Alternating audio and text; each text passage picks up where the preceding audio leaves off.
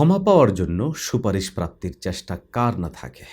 আর যদি সেটা পরকালে হয়, তাহলে তো সেখানে চাহিদাও বাড়বে, চেষ্টা প্রচেষ্টাও বাড়বে।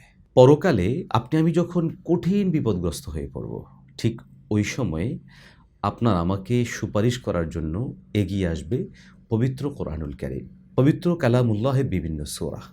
প্রিয় দর্শক, রাসূলুল্লাহ সাল্লাল্লাহু আলাইহি ওয়াসাল্লামের প্রিয় সাহাবী হযরত আবু হুরায়রা রাদিয়াল্লাহু তাআলা আনহু বলছেন, কোরআনুল কারীমের মধ্যে একটি সূরা রয়েছে, যে সূরা তার পাঠকারীদের জন্য ওসিয়ত করতে থাকবে, তার পাঠকারীদের জন্য আল্লাহ সুবহানাহু ওয়া তাআলার কাছে সুপারিশ করতে থাকবে, যতক্ষণ পর্যন্ত না তাকে ক্ষমা করা হয়। সুবহানাল্লাহি বিহামদিহি।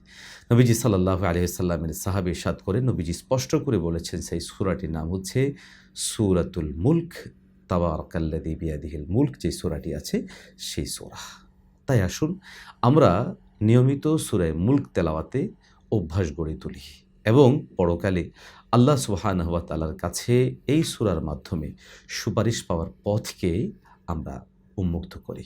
প্রিয় দর্শক, পরকালে যদি সুপারিশ পেতে হয়, ক্ষমাপ্রাপ্ত বান্দাদের অন্তর্ভুক্ত হতে হয়, তাহলে কোরআনুল কারীম পাঠ, সূরা মুলক পাঠের কোনো বিকল্প আমাদের সামনে নেই।